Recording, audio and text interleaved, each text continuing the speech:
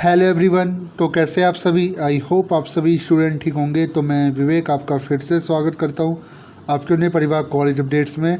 तो देखिए, आज हम डिस्कस करेंगे AECC के अंदर एक आपका सब्जेक्ट है जिसका नाम है EBS यानी इन्वायरमेंटल साइंस। अब इन्वायरमेंटल साइंस जिसे पर्यावरण अध्ययन कहा जाता है या पर्यावरण स्टडीज़ कहा जाता है, जो भी आप कह सकते हो, इन्वायरमेंटल साइंस से बोला जाता है।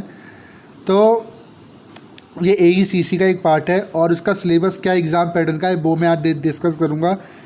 आपको मैं विश्वास दिलाता हूँ, आप अगर ये वीडियो देख लोगे तो आपको जो इन्वायरमेंटल जो साइंस है, जो पर्यावरण विज्ञान है, जिसे पर्यावरण अध्ययन कहा जाता है, उसका पूरा आपको कवर अप हो जाएगा कि किस तरह के क्वेश्चन आपके एग्ज़ाम में बनेंगे। क्योंकि पहले मैं सिलेबस बताऊँगा, उसके बाद एग्ज़ाम पैटर्न में आज डिस्कस करने वाला हूँ। तो आज की वीडियो ऑल कोर्सेज़ के लिए है जिनके पास भी AECC का सब्जेक्ट है EBS, ठीक है, पर्यावरण अध्ययन।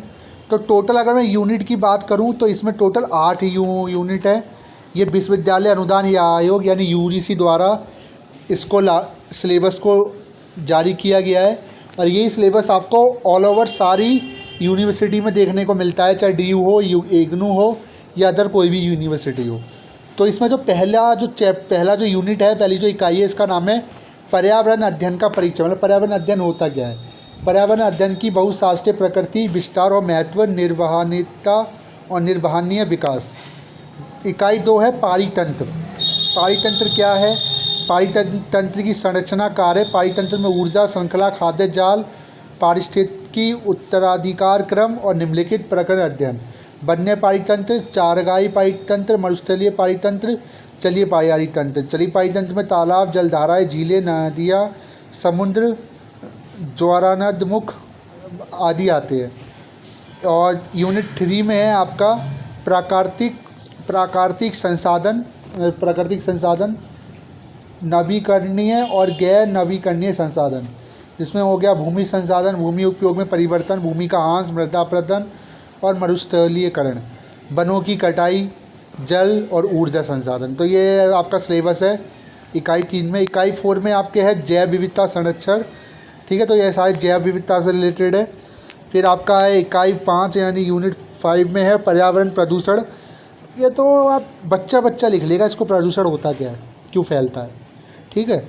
फिर है इकाई में पर्यावरण नीतियाँ और प्रथाएँ, जलवायु परिवर्तन, ग्लोबल वार्मिंग, ओजोन परत, अम्लीय वर्षा, ये सब आप पढ़ के आ चुके हो, ठीक है। तो कोई इतना रॉकेट साइंस नहीं है। उसके बाद है इकाई 7 मानव समुदाय और पर्यावरण।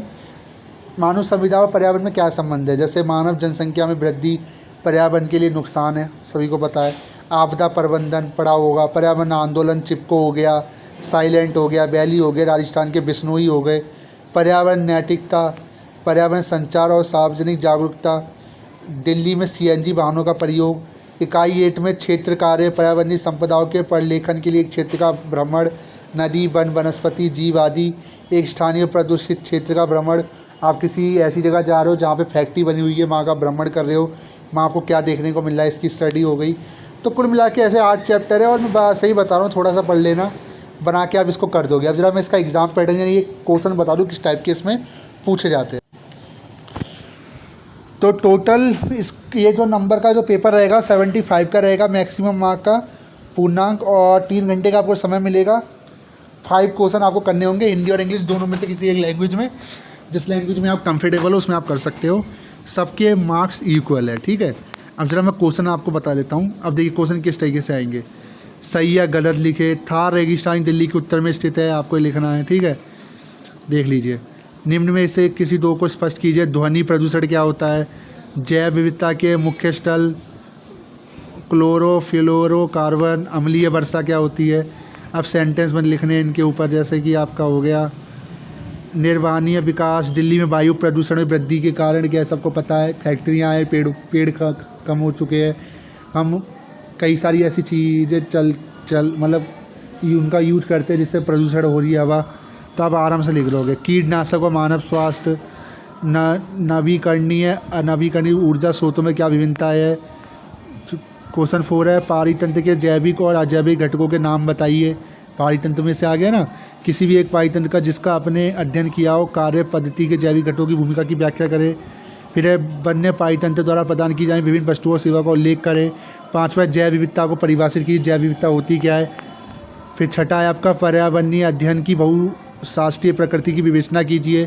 किसी पर्यावरणीय समस्याओं को बहुशास्त्रीय उपागम के जरिए समझने का कुछ उदाहरण प्रस्तुत कीजिए। दिल्ली में यमुना नदी के प्रदूषण के क्या कारण है, यमुना नदी प्रदूषित क्यों है, ये क्वेश्चन है, बताओ। वाह। नदी के प्रदूषण नियंत्रण उपाय को सुझाए। 7वां है आपके अनुसार जून 2013 में उत्तराखंड के केदारनाथ में आई आपदा के क्या कारण थे।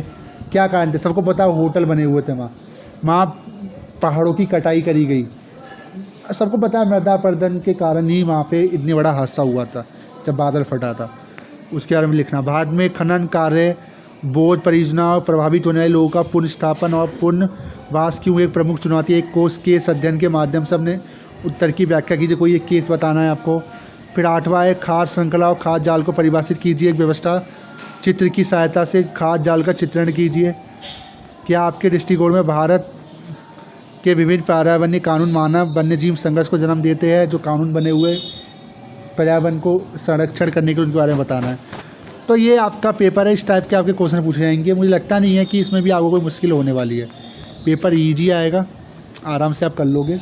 बाकी वीडियो कैसी लगी, वीडियो को लाइक कर दे, चैनल को सब्सक्राइब कर दे। Thank you.